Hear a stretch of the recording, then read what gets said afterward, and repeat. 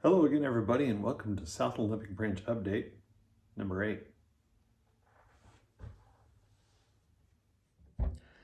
I mentioned before using some mock-up buildings to test and see how well my plan for the chemical plant was going to come together.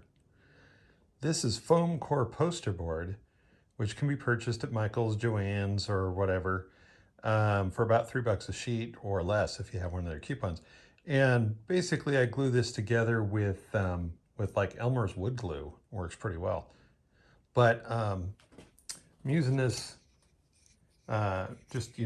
utility knife here, and you need a good blade for this. If you don't have a sharp blade, it'll tear the material rather than cutting it. A mechanical pencil and my HO scale ruler, and of course a 4-foot ruler here to cut out the bigger pieces. And I'm going to make a building out of this so I can see how my scaling is going to work. And you'll see more of the details on that as I go along. I got this idea from a fellow modeler whose name is Greg Price. He's also a member of the same division of the NMRA that I am, and he's got a video. I'll try to remember to link that in the comments when I upload this so that you guys can watch his video on creating buildings with foam core. It's pretty cool stuff, and what started out for him as a quick, way to do this like I'm doing ended up being the basis for some pretty neat industries on his layout. Anyway, on with the countdown, as Casey Kasem used to say. So now I've got 3 sides of the building together, and I'll come back and put another side on it in a little bit. Now I've got the 4th corner glued, and we just have to wait for that to dry. It's getting kind of late, so I'm going to go take care of some things and probably work on this tomorrow after work. So now I have my 4 basic sides cut out. I'll go glue them together and we'll see how the basic thing looks. This building doesn't have any windows as far as I can tell, so leaving room for those on this doesn't really matter. I just use clothespins and some little steel angles to hold it while the glue dries. That'll probably take about, 15 minutes or so.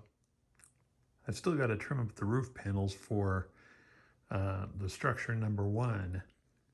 And then number 2 is in progress right now.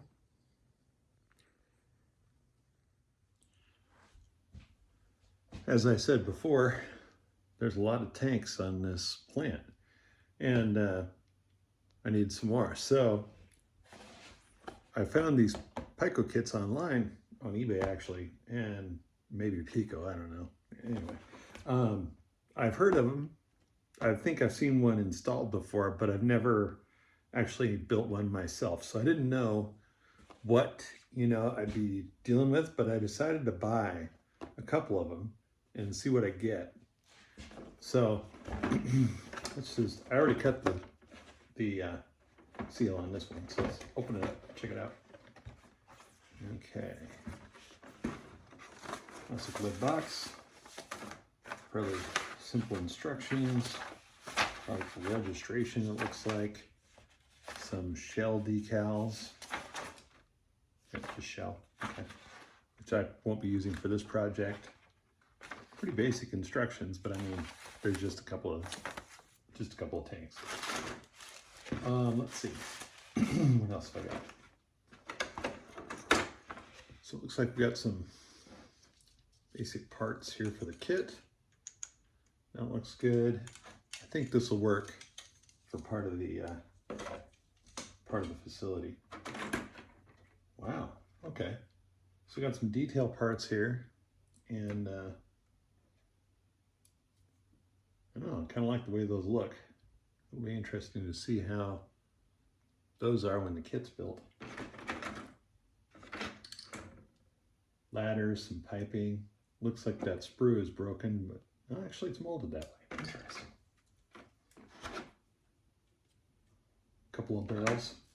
Got some barrels though, so I don't think I'm in short supply. There's more ladder. And a third ladder. Only 2 tanks, but 3 ladders. Interesting. Well, given what I do with my industries and stuff, I can always use another ladder. It's the top of the tank. So I think that this will probably be good sitting alongside the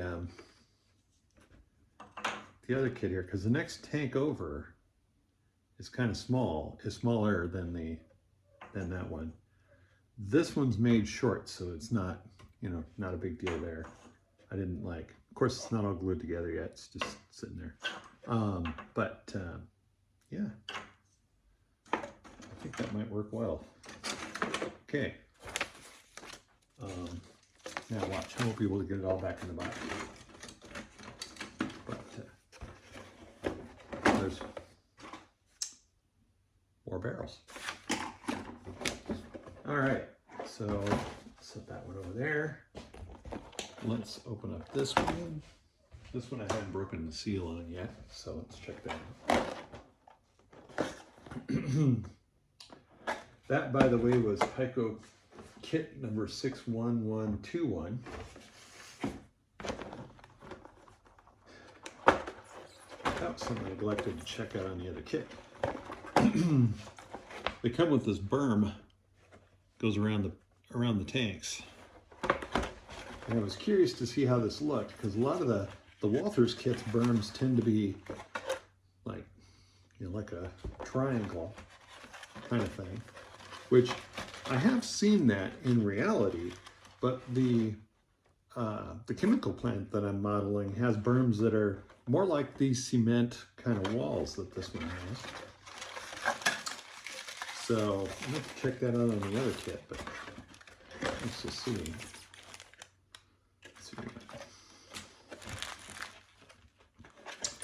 More barrels, smaller diameter tanks, kind of the same thing. Same kind of sprue with the miscellaneous parts on it. Like I said, though, I'm curious about that berm. Let's see what that's like.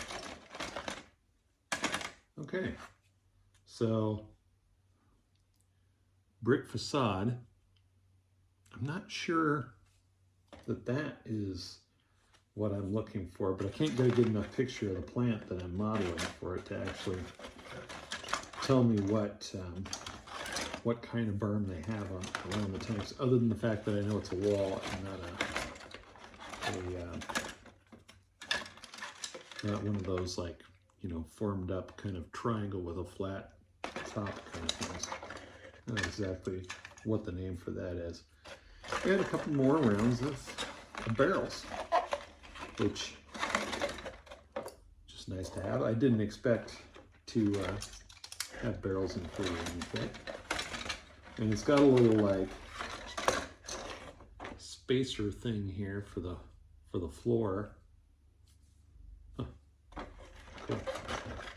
I think these are going to work out well.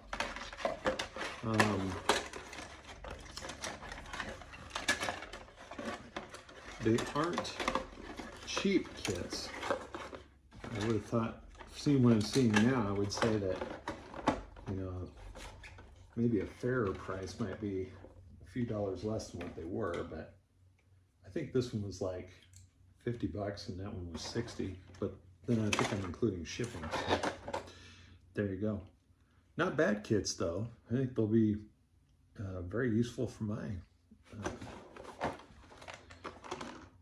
stuff here. So anyway, that's it.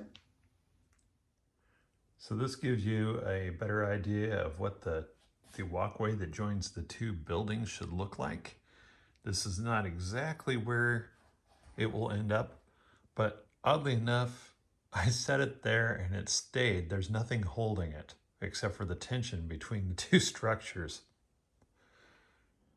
Another kit tank that I'm trying out on the at the chemical plant is the Rick's All-American Blue Silo Company kit that makes a 49-foot tall by 24-foot in diameter riveted steel tank with a convex top.